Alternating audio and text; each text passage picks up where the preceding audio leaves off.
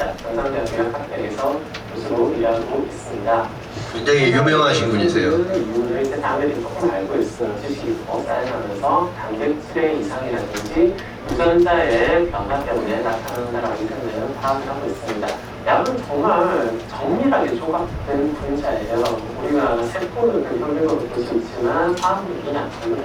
현미경이 아무리 좋아도 안 보여요. 근데 이 정밀한 분자를 조각해서 원하는 단백질을 결합시키는 게 사실 쉬운 일은 아니잖아요. 그래서 원하는 구조를 만들기는 어렵거든요. 원하는 구조를 만들었을 때 그래서 도움을 약을 달달하는 보장도 없어요.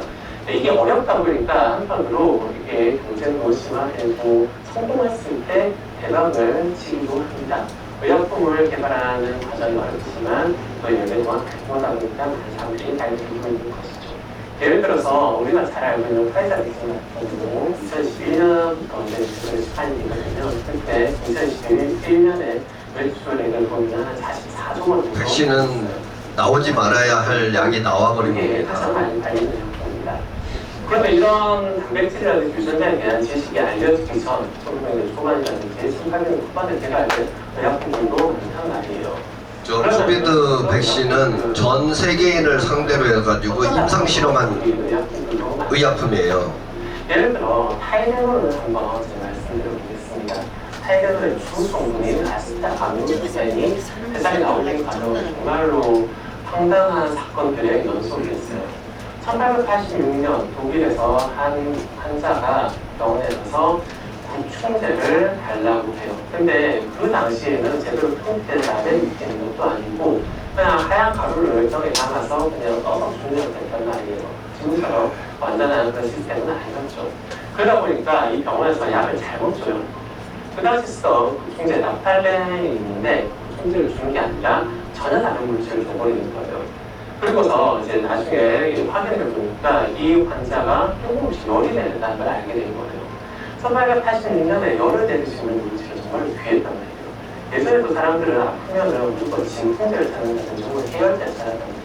통증을 없애주는 이유로 마약성 물질을 많이 찾았고 그 열을 내리는 것만으로도 도움이 된다고 해서 해열제를 많이 찾았는데 근데 1886년에 우연히 그런 물질이 나온 거예요.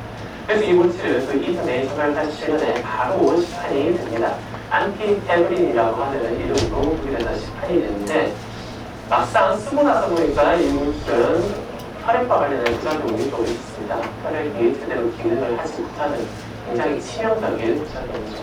그래서 이 물질은 그대로 시판이 되었다가 나중에 시장에 처리됩니다. 우리가 진통제로 쓰고 있는 타이레놀이 이런 부작용이 있습니다. 혈전을 일으켜요. 유사한 물질, 하지만 좀 더 성능이 개선된 물질을 만들어냅니다. 그게 아세트아미노펜이에요. 1893년에 만들어졌습니다. 근데 만들어졌으면 이제 시판을 해야 된다고요. 시판하려면 동물 실험을 하고 임상 실험을 거쳐야 됩니다. 근데 임상 실험을 하는 과정에서 불순물이 섞여들어가지고 또 다른 부작용이 나와요. 그러면서 이 물질이 한 60년간 시판이 되지 않고 완전히 잊혀져 있게 돼요. 그러다가 나중에 1800년대 말에 있었던 임상 실험에서 부작용이 실제로 아세트아미노펜 때문이 아니라 다른 성분의 불순물 때문이라는 걸 확인하게 되죠. 그러면서 1960년대가 돼서야 아세트아미노펜이 팔리게 됩니다. 그 팔리는 이름이 타이레놀이에요. 개발 과정을 별로 합시다. 초연은 이제 이것이 정말 우리한테 도움이 되는가요? 정말로 안전한가 효과가 있는가요? 효과는 있죠. 사람들이 환자들한테 수십 년간 사용을 했으니까. 근데 안전할까를 한번 생각해 보면은 어쩌다가 개발된 의약품이잖아요. 이것이 안전했다는 또 완전히 다른 차원이에요. 타이레놀은 간독성을 유발한다는 게 알려지게 돼요. 그때부터 가이드라인을 좀 설정합니다. 일정량 이상을 복용하지 못하게끔 혹은 술 마신 다음 날에는 타이레놀을 먹지 않게끔 이렇게 권장을 하게 되죠. 그러나 여전히 타이레놀을 맹신하는 사람들이 너무 많습니다.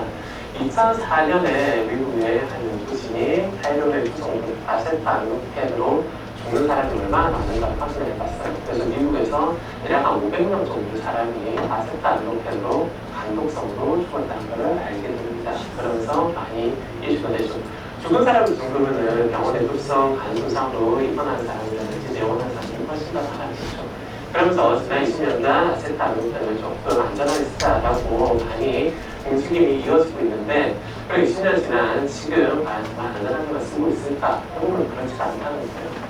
예를 들어 코로나 백신을 우리가 맞게 되면서 사람들은 해열제를 찾게 된다고 합니다. 그러면서 많은 사람들이 아세트아민노펜을 복용했었고 그러면서 타이레놀에 대한 풍기 현상이 일어났습니다. 많은 사람들이 타이레놀을 대신했죠.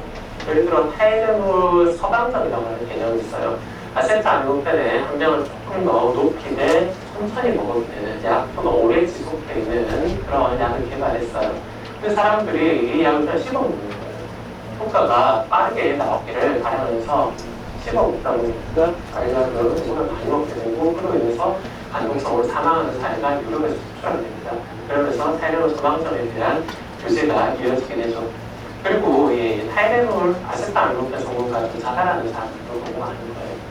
자, 제가 지금 타이레놀 이야기만 했는데 타이레놀 말고 다른 약물도 괜찮지 않을까? 아세트아민노펜은 1993년에 개발됐고 1950년대 시간이 됐다고 했잖아요. 지금은 무려 그로부터 한 100년, 70년 정도 지난 시점입니다. 지금 만드는 의약품들은 확실히 어쩌다가 만드는 그런 케이스가 좀 줄었어요.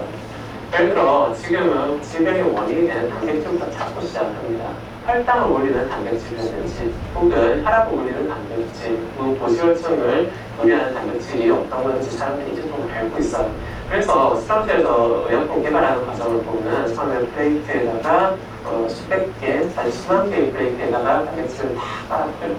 그러면 예전에 어쩌다가 우연히 개발된 시스템보다는 훨씬 더 효율적이라고 볼 수가 있죠. 훨씬 더 검증된다고 볼 수 있지만 정작 이것도 위험한 건 마찬가지예요. 왜냐하면 우리는 처음에 이 단백질을 저해하는 물질을 잡고 그 물질을 개선해가지고 약으로 만들고 있거든요, 지금도. 근데 이게 지금 예를 들어보자면 굉장히 시야를 좁힌 거예요, 극단적으로. 예를 들어 뭔가 이런 물질을 만들어줬다고 칩시다. 그 물질을 내가 복용했을 때 그 물질을 우리가 먹었다 하면 일단 입에서 삼키게 되죠. 일단 침과 접하게 되고 그 다음 식도를 통해서 위로 넘어가게 위산을 거치게 되는데 위산에서 안정하게 넘어가야 될 것이고요. 그 다음 소화관을 거쳐서 장을 통해서 세포막으로 흡수가 됩니다.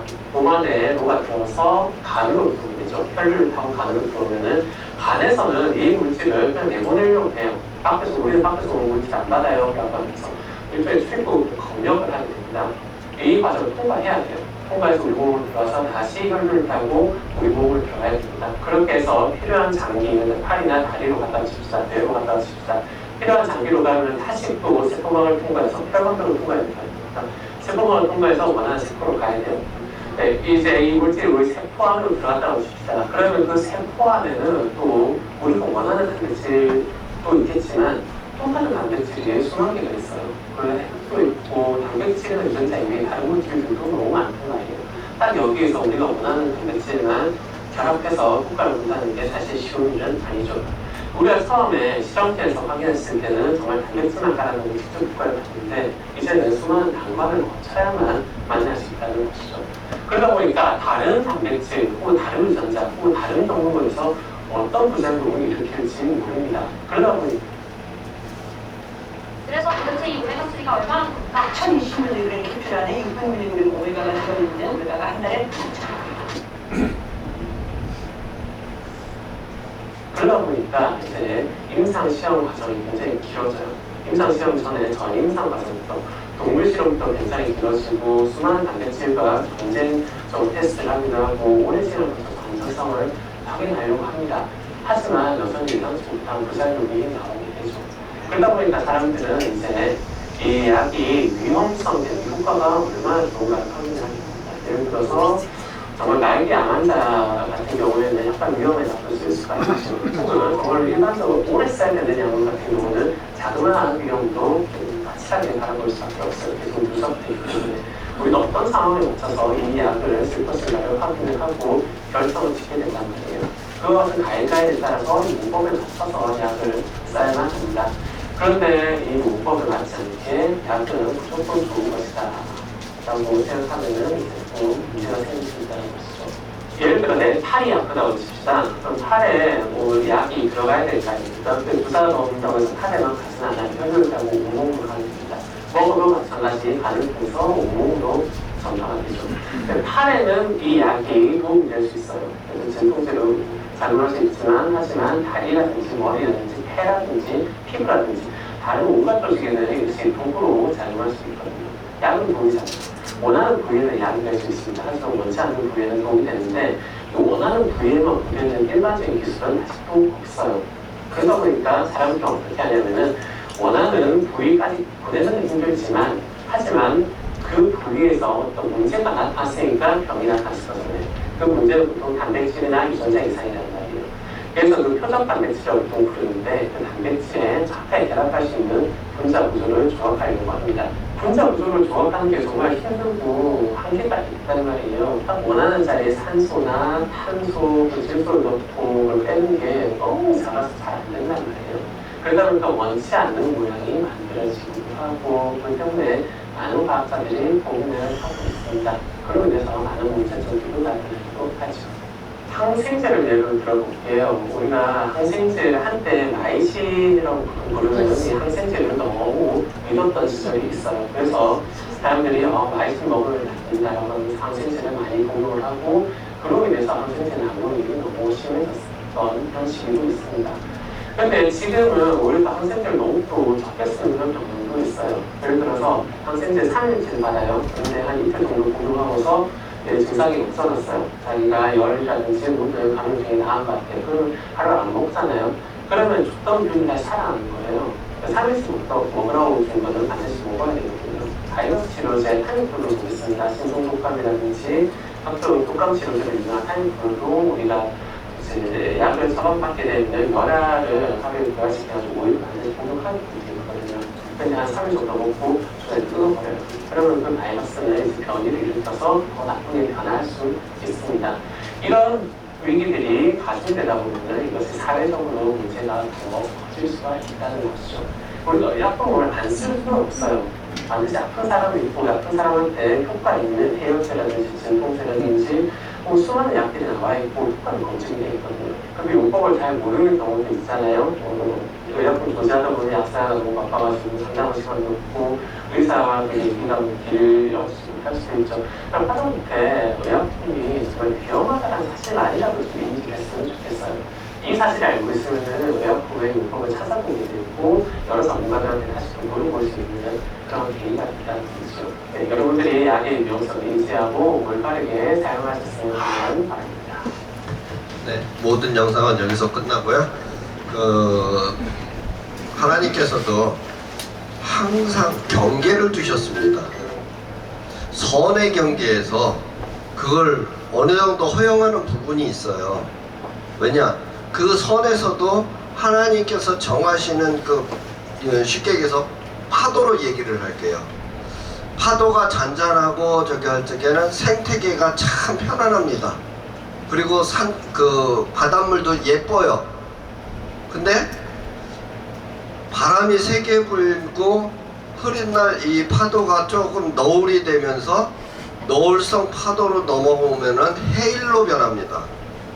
해일로 변하게 되면은 그때부터는 사람의 삶의 형태를 두려움으로 만들어 놓게 돼요. 이 해일에서 넘어서 좀 더 심해지게 되면은 경랑치는 그 파도를 넘어서 쓰나미까지 넘어가게 됩니다. 쓰나미까지 가게 되면 한 도시가 다 폐허로 만듭니다. 이와 마찬가지로 약은 분명히 우리 삶에서 어느 일정 부분은 필요해요. 그러나 필요한 만큼 다른 부분에 있어서는 해악이 될 수가 있습니다. 분명히 좋은 점도 있으나 나쁜 점도 생각해 줘야 된다는, 그렇다고 제가 약을 드시지 마세요, 먹지 마세요, 약은 무서운 겁니다, 이렇게 공포감을 조성할 수는 없어요. 필요는 합니다. 그러나 남용이나 오용하지는 마십시오. 이것은 우리에게 주신 그 은혜로서 여기까지 강의를 마치겠습니다.